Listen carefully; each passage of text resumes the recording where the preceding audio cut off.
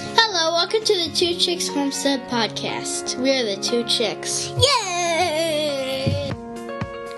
I am Nate. And I'm Aaron, and we talk about homesteading and living on a small piece of land. All right, so welcome to episode 8. And we had a couple projects here over the weekend, so we're going to talk about some DIY projects and some of the tools we use inside the house. Yep, we use a lot of tools. So you're a non-builder. Yep. And we've already kind of gone over that you built the chicken coop and the rabbit hutch. And now we're going to move to the inside. Yep, there's been a few projects that I've had fun doing on the inside. Yep. But we decided to do this podcast today because you were just doing one today. Yep. Downstairs, I built a 40-inch tall by 48-inch wide by 30-inch deep shelf for our Harvest Right freeze dryer. That is coming next Friday. Exactly. We are so excited and terrified. But I'm really excited, just real quick, that Nicole Sauce from Living Free in Tennessee is having a webinar next month on freeze drying. And you don't have to be a member, but you have to pay, I believe, $25, I think. Then you could see 3 of them throughout the year. Yep. But you can sign up for that if that's something that you're interested in. So I will be there because I need to know how to use it. Absolutely. And that is just in time for you being able to get your hands on that freeze dryer. Yes, that is amazing timing. And the fun thing is you'll be able to get down there and actually see hers as well. I know. Yeah, I'm really excited. So Yeah, hers and then John Willis's from Yep. SOE. And yeah, we've been seeing these things all over the place for a while. I know. And you told me to get it like 6 months ago. Oh, at least. It took me that long to think about it. Yep. It usually takes you a little bit, but you come around to it. I usually come around. So I ended up buying all the lumber this morning to do that, and I already had some plywood around.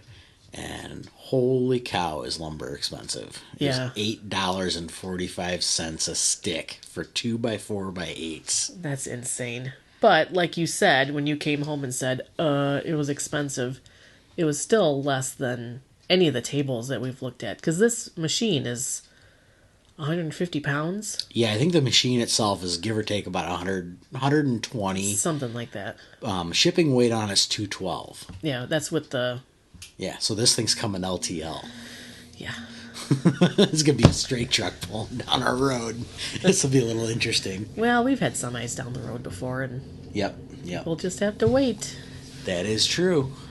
So what kind of stuff did you use to build this thing?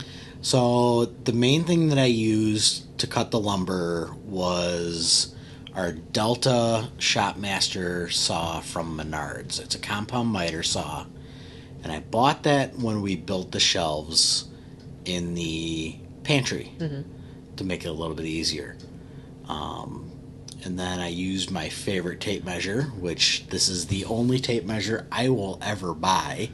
And that is a Lufkin self-centering 25-foot tape measure. I love this thing because if you put it on 5 inches, it gives you the center mark, which of course is 2.5.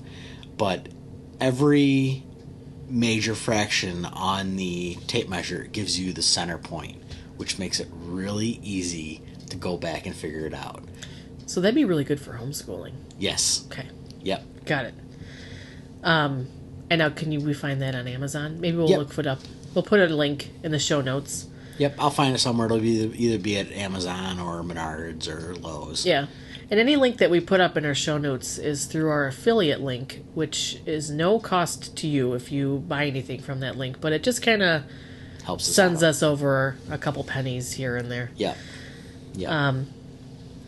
So you said the compound miter saw and your measuring tape. Yeah. And was that it? And then the plywood, I am scared of power tools, and I will admit this. I do not like skill saws. So anytime I cut like sheet plywood, or when I did the T111 siding or T11 siding for the coop, I did a jigsaw because it's just easier for me. Yeah. To do it that way. There's no messing around with it. It doesn't get jammed up. It doesn't kick back on me. And I've used it, and it's just kind of been my thing that I do. I just find it easier to do it that way. And then to assemble everything, I used my Milwaukee Hex Drive Impact that I use at work every day. And I love Milwaukee power tools. You will never be able to get me to change my mind. Milwaukee, to me, is the best brand. I've had this stuff for 7 years. I think I bought it a little while after our oldest was born. So it's still going strong. It built the coop, it built the run, it built the rabbit hutch, it built the shelves in the back, and it built the new shelf downstairs, along with anything else I can come up with. Yeah, which I'm sure soon, because now the bug has bitten you again to build. Yep. I want to build a new desk for the ham radio station. That would be nice.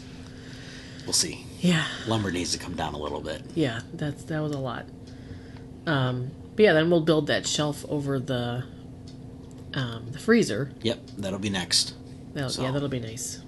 Have a little bit of storage, measure it out so when you open up the freezer, the door open clears the shelf, and then you have all this storage above it. And that just works out. That's really smart. Yeah, I think we saw Nicole have that. Yeah. So thank you, Nicole. Yes, thank you, Nicole. Good idea. Any other tools that you can think of that I don't remember what else we've done in the house.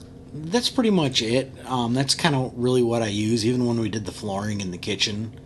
The only thing I used extra for the flooring was a box cutter to actually cut the vinyl flooring. Yeah. But all the sheet plywood, the subfloor that I replaced in that was done with the jigsaw as well. Because it's just easier to cut weird angles, because we live in a 100-year-old house and nothing in this house is square. Yeah. That's for sure. Are we moving on to the kitchen? Yep. We're All right. on to the kitchen. All right. So I got a lot of kitchen tools, but you use some of them too. Yep. I mean, you get the benefits of using them. I'm fed well. Yes. There's some good meals made in that kitchen. So my first and my favorite one is the Carry electric canner. It also goes by Nesco. It is amazing. We bought the All-American pressure canner because it was the best, and it's also amazing. However, I can't do it on my stove because we have a glass top, and I know some you can, but I think it's pretty much recommended to not. Yeah. And I just don't feel like it would get hot enough. Yeah, So and we don't want to crack the stove top either. Yeah, I actually really like the stove. I know. Even being electric. So we bought the propane burner to do it, and it's constantly like 50-mile-an-hour winds. Yeah. Like coming over this farm field that's in back, and it was just a pain in the butt. Like I'd be ready to go, and I wouldn't be able to get it like fired up, and I had to wait, and then my stuff is sitting, and it's just like, this is ridiculous. So I saw Jack Spirko from the Survival Podcast. He does items of the day, and that day was the Carry electric canner, and it was like, I can pressure can in my kitchen? Yep. This is awesome. And I think I sent that to you, and I said, you need to buy this. Yeah, because then it was like, Nicole has the same one, and so-and-so has the same one, so it's like, okay, so this is okay. Like, I mean, I'd never heard of an electric canner before. Right. And it kind of looks like an Instant Pot. Yeah, so it's pretty close to it. It's kind of like, is this okay? But it is amazing. I have done so much canning since I got this. It's been over a year now. Yeah. Or so. That I've done more canning in the last year than I have done in my entire life. Yep. Like, so much to the point where you were cruising Amazon the other night. You bought a second one. I scored so good on the second one. Because you can't find them now. No. And that's the benefit of waking up in the middle of the night. Yes, because you're good at that. And just window shopping. And it'll be here tomorrow. So now I'll have a second backup. So that's nice to know. Because you don't want to be in the middle of that, process and have it be broken and them not have any. Right. Because I've seen a lot of people say that they needed a replacement and they couldn't get one because the company just didn't have them. Right. And I think I told you back in like November, keep an eye out. And if you see a second one pop up, and they have been outrageous, almost $300, Yeah. I think. Yeah, so this was a good find. I think you got it for under $100. Yes. So we'll find out if it's actually in one piece tomorrow. I'll find out tomorrow if it's like made out of Play-Doh or something. So that I use all the time. Yep. And to go along with that, I've seen a lot of people in the canning groups ask how to open the jars that they've processed. And I have this nifty little jar opener from Presto, like from 15 years ago, but you could probably still find it. And it's just this rubber gripper thing that you squeeze, and it lifts up the top. Yep. And it's amazing. I mean, I use that all the time because we have so much canned stuff. Yeah, it's almost like, for the guys out there, it almost looks like an oil change pair of pliers where you squeeze on it. You know, you're able to get your hands on the oil filter, you squeeze on it and turn it. It almost looks like that. I have no idea. But I know that you can use like canned poppers and stuff. But I really like this because it doesn't hurt the jar or anything. Right. And I don't really reuse my tops.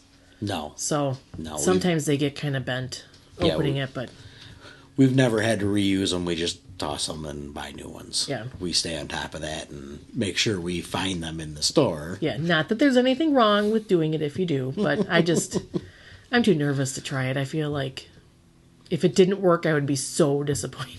Yeah. That all that work and it didn't work. But if you do it and it works, that's awesome. Yep. So another food preserving thing is the Excalibur dehydrator that we have. And this was another Jack Spirko special. Yep. And I have used that a lot. Yeah. Like I buy all the little frozen bags of vegetables on sale, and I come home and dehydrate the heck out of them. And I've got that in containers in my kitchen, and I just grab, cups full and add it to my soups and pot pies and casseroles and all that stuff. And we did rabbit jerky one time too. We did. Belly flaps. We need to try that again. Yeah, we do. But yeah, I mean, you can do tons of things. The fruit leather, I did pumpkin, and I made pumpkin powder. That was pretty cool. It was. I mean, I haven't used it that often because I don't really know what to use it for, but it was just one of those things where we grew like 50 pumpkins, and I was just trying all the things because it was here. Yeah, exactly. It sits down here. You might as well try it. Yeah, so I think I added some to my coffee a couple times in the fall and had my own little Two Chicks Homestead pumpkin spice. There you go. 'Tis the season. Yeah. So that kind of goes into the next thing, which is an old, crappy electric coffee grinder that I have had forever. And it sucks because the coffee tastes terrible. Yes. Like, especially when we started buying Holler Roast from Living Free in Tennessee. That's really good coffee. Yeah. And I would put it in this electric grinder and it would taste like burnt junk. Yeah. So I was like, this is not working. So I discovered that you could use it to grind up powders from your dehydrated items. And I've made spinach powder that I just kind of sometimes throw in sauce when my little one will actually eat sauce, which is 5% of the time. Yep. And just all the little herbs and stuff that you can just, powder in and put it in anything. And it works perfect. Absolutely. That's a good idea. And it's always nice to be able to sneak in the stuff that the kids won't eat into the stuff they will It's eat. when I remember to do it. I know. That's the biggest thing. Yep. Because here I am sitting here thinking about dinner, thinking, I probably could have put something in that and no one would even know. Exactly. And I didn't. So yeah, that was one of those things where it's like, I look at it and I go, this is a piece of junk. I'm going to throw it away. But then I start thinking, I might need that. And then I'm happy I kept it. Yep. Because I wouldn't go out and buy one. Well, you and I are both pack rats, Yeah. so we kind of keep everything around the house anyway. Yes. So that goes into our manual coffee grinder, which is a Hario or Hario. Mm-hmm. It's from Amazon.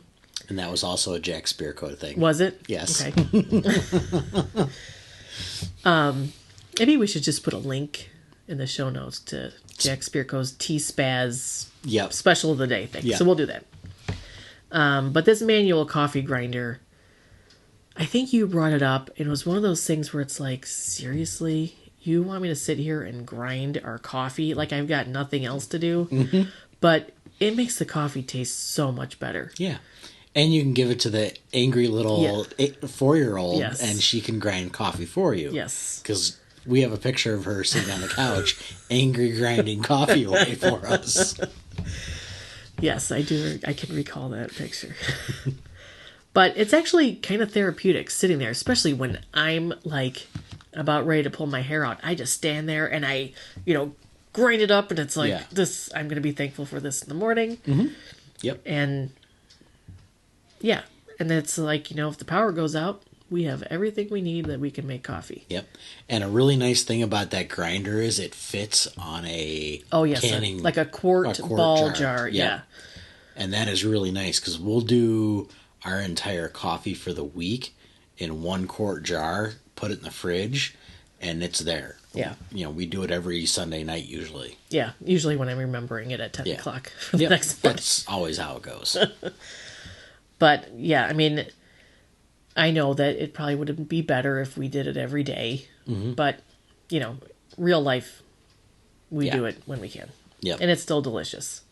Absolutely. It's better than buying store-bought stuff, and honestly, it doesn't mess with my stomach, which is really nice. Yeah. And actually, that reminds me of that cup kit, which I don't remember what that's called. I'll have to put a Coffee link. Caflano. Coffee Caflano. I Yes. won this. It's not something I ever would have bought, but it's like an all-in-one coffee grinder and The pour-over. Pour-over. Yep. Like if you're camping, and it is all one thing, and then you have your cup and you can drink your coffee. And I thought that was the coolest thing. Mm-hmm. And I think I've used it once, maybe. Yep. But I think we used it once, and it's sat there ever since because we don't camp. right, which maybe that will change, and Yep. then Yep. I'll want my coffee.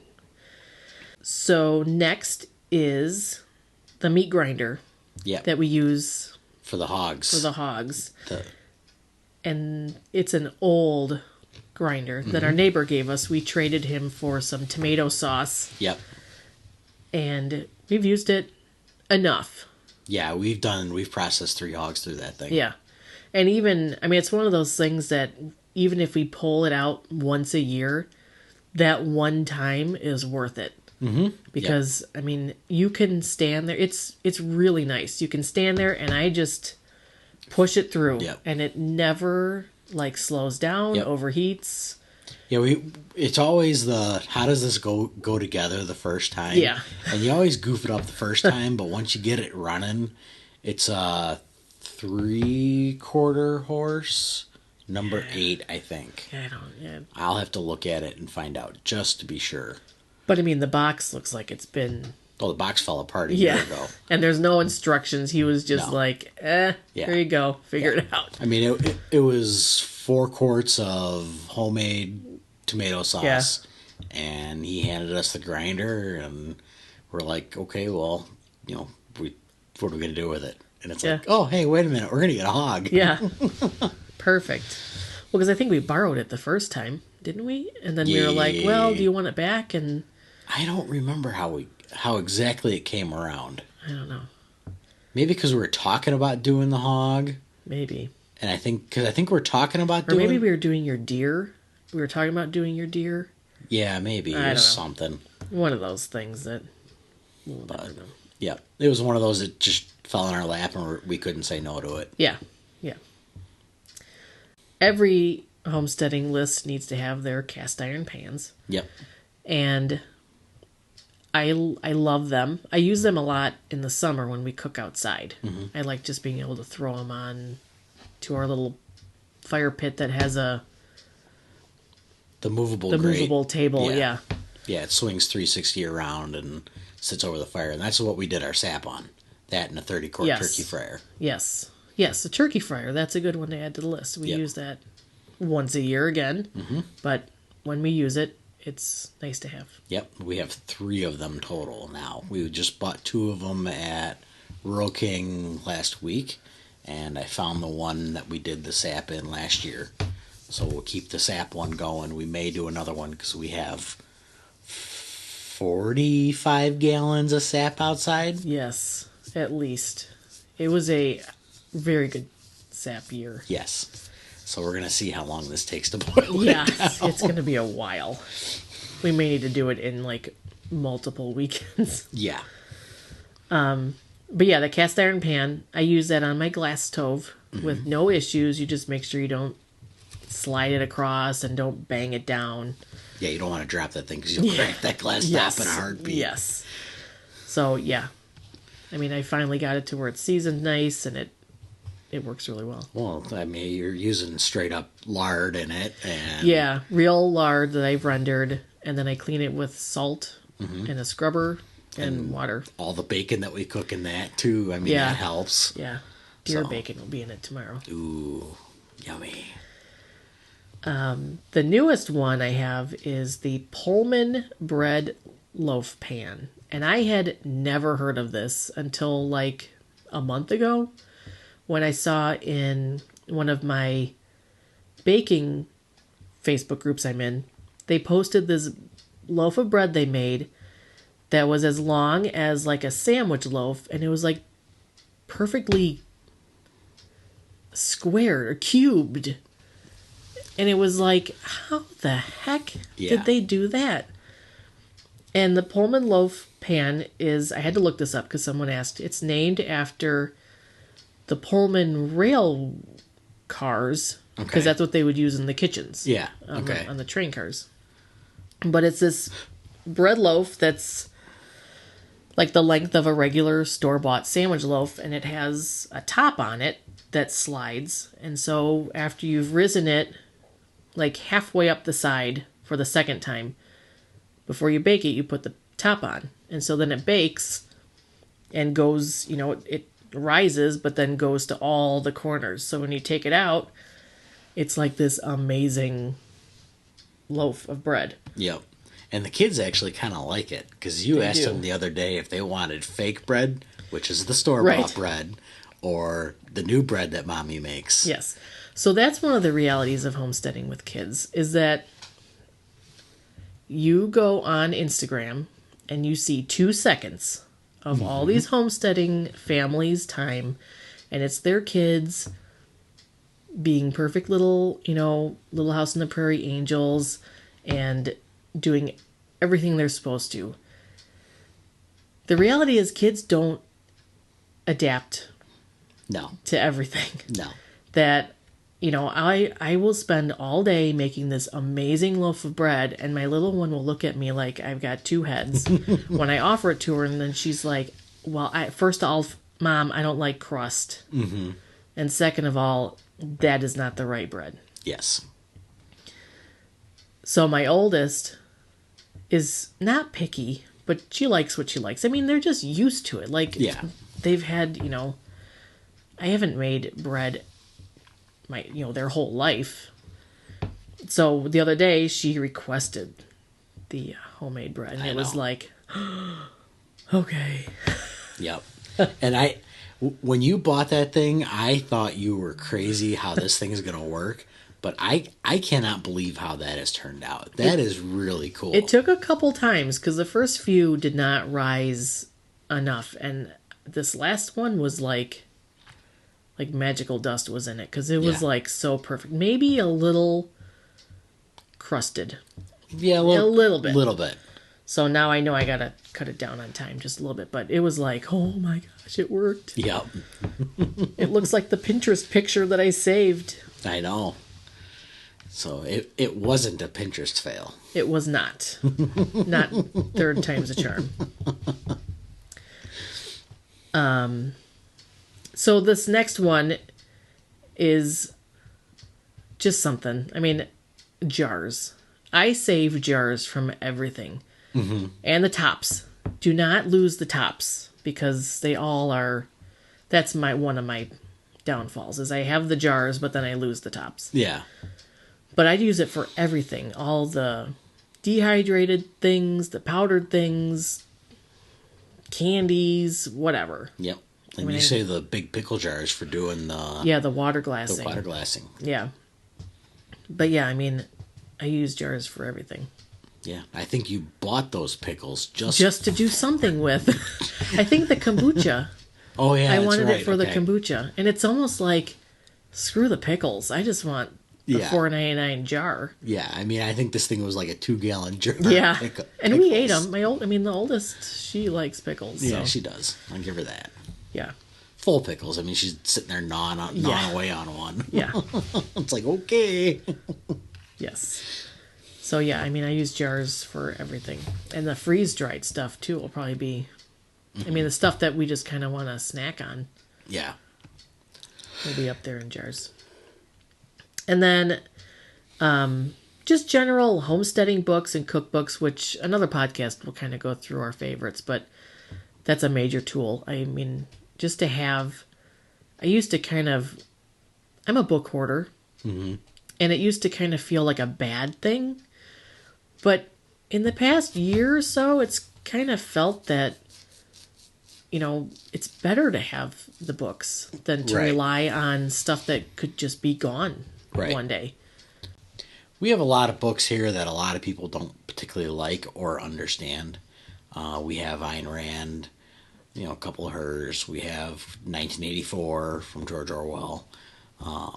Just a couple of those things. It's nice to read them, and we'll save them for the kids to be able to read. Mm-hmm. But a lot of them are like, I think it's Country Living is the big one everybody's been talking about. Yes, yeah, we just got the Country Living one. We have the Country Wisdom and Know-How. We've got the Survival Medicine Handbook. Yeah.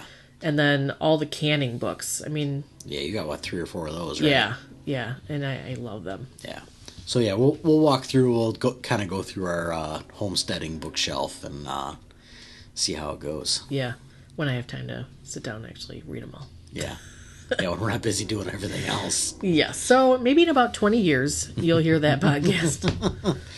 No, we can do that when we get back from LFTN if we're not too tired. Yeah, after I pass the general ham exam. Yes. Once I do that, then I'll have more time. Exactly, because you've been studying that a lot. I say that, and then it will start gardening season and planting season, and then it'll be like, well, in the winter I'll have more time, and then... Yeah. So you're going for your general, and I just got confirmation yesterday my extra came through. Yes, so now you don't need to... So now I am done studying, and now I can focus on building a better station at home. So I'll be there soon. Yep. Maybe not to extra. You get to general. Yep. You'll at least be able to play on HF and have a little bit of fun. Yep. So I think that's pretty much all the major tools that we use inside the house. Yeah, I think that's about pretty much everything I can think of. And we'll have another one in a couple weeks going over all the outside stuff that we use. Some of the gardening tools and some of the motorsports stuff that we have here. Yep. So, all right. We'll catch you guys next time. All right. See you on the homestead, where something is always growing, eating, or cooking.